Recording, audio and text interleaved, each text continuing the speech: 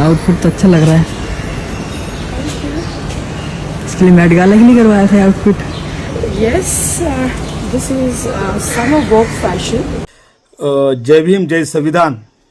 आपण आत्ताच हा व्हिडिओ बघितलेला आहे आणि हे व्हिडिओ बघितल्यानंतर ज्या देशाला मा जिजाऊ, सावित्रीबाई फुले, अहिल्याबाई होळकर, माता रमाई इत्यादी महिलांचा इतिहास असताना हा व्हिडिओ बघितल्यानंतर शर्मेने माझ्यासारख्याची मान खाली जात आहे.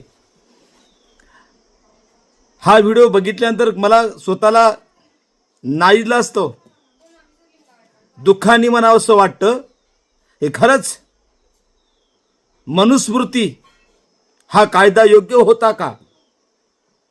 त्याचं कारण असं, या मुलीचा नंगा नाच बघितल्यानंतर तिनं तिचं स्वतःचं शरीर रीलच्या माध्यमातून पूर्ण दाखविल्यानंतर मला मनुस्मृतीची आठवण आली. पिता रक्षती कौमारे भर्ता रक्षती यौवने रक्षंती स्थावरे पुत्रा न स्त्री स्वातंत्र्य महती. त्याचा अर्थ असा आहे, महिलांना मुलीला कधीच स्वातंत्र्य देऊ नका. त्यांना जर स्वातंत्र्य दिले तर त्या नंगा नाच करतात, माजतात. म्हणून मनुस्मृती पुढे असं म्हणते की लहानपणी मुलीला वडिलांच्या पायाखाली ठेवा, तरुणपणी नवऱ्याच्या पायाखाली ठेवा आणि म्हातारपणी मुलाच्या पायाखाली ठेवा.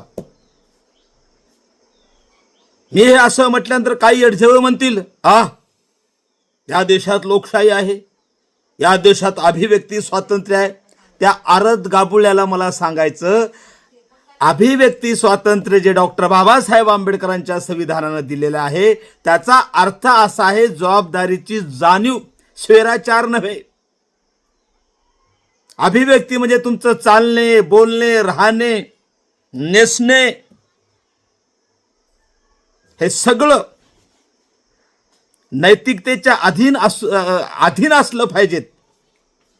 कारण आपल्या सर्वांना माहित असेल बाबासाहेबांचं संविधान, भारतीय संविधान भाग 3 फंडामेंटल राईट आर्टिकल 19(1)(a)(2) मध्ये संविधानाने सांगितलेलं आहे, तुम्ही बोलत असताना, तुम्ही चालत असताना, तुम्ही पेहराव करत असताना इत्यादी इत्यादी 3 अटी घातलेल्या आहेत बाबासाहेबांच्या संविधानाने. तुम्ही जे काही करशाल अभिव्यक्तीच्या नावाखाली पहिल्यांदा त्यात नैतिकता जोपासली पाहिजेत. तुम्ही जे करत असताना अभिव्यक्ती स्वातंत्र्याच्या नावाखाली कायदा व सुव्यवस्था बिघडता कामा नये.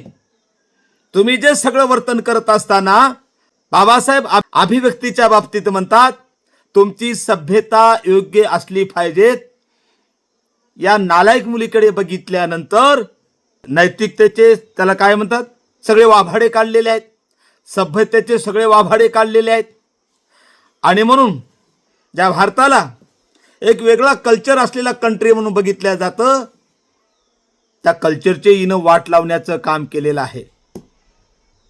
सुप्रीम कोर्टाचे जजमेंट फार चांगलं आहे. कौशल्य किशोर विरुद्ध उत्तर प्रदेश सरकारमध्ये न्यायमूर्ती एस अब्दुल नजीर आणि 5 जजच्या खंडपीठाने सांगितलं, अभिव्यक्ती स्वातंत्र्याच्या नावाखाली लिहित असताना, बोलत असताना, चालत असताना, राहत असताना, तुमचा पेहराव करत असताना नैतिकता, सभ्यता, कायदा व सुव्यवस्था इत्यादी इत्यादी तुम्ही जोपासली पाहिजेत, अन्यथा तो गुन्हाच.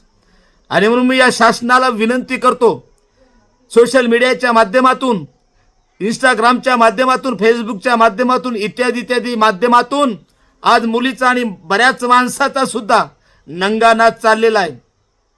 अश्लीलतेचं प्रमाण वाढत आहे आणि हा नंगा नाच आम्हाला डोळ्यांनी बघू वाटत नाही. केव्हा केव्हा काही मुलीचे व्हिडिओ बघितल्यानंतर, बायांचे व्हिडिओ बघितल्यानंतर स्वतःचे डोळे फोडून घेऊ वाटतात. म्हणून मी शासनाकडे मागणी करतो आणि हे सर्व मी स्त्रीचा आदर करून बोलतो, हे आपण सर्वांनी लक्षात घ्यावं. मी शासनाकडे मागणी करतो, हा जो नंगा नाच, ही जी अश्लीलता चाललेली आहे याला वेळीच आवरण्याचं काम करावं. आणि अशा माजलेल्या मुली आणि महिलांचा माज उतरण्यासाठी अशा भविष्यात यांनी अंग प्रदर्शन केलं, अश्लीलता दाखवली, शरीराचे पार्ट दाखवले, तर अशावर पोक्सो किंवा अट्रॉसिटी सारखा गुन्हा दाखल करून यांचा माज उतरावा, अशी या ठिकाणी मी भीम टायगर सेनेच्या वतीने मी दादासाहेब शेळके राष्ट्रीय अध्यक्ष अशी मागणी करतो. थांबतो. जय भीम जय संविधान.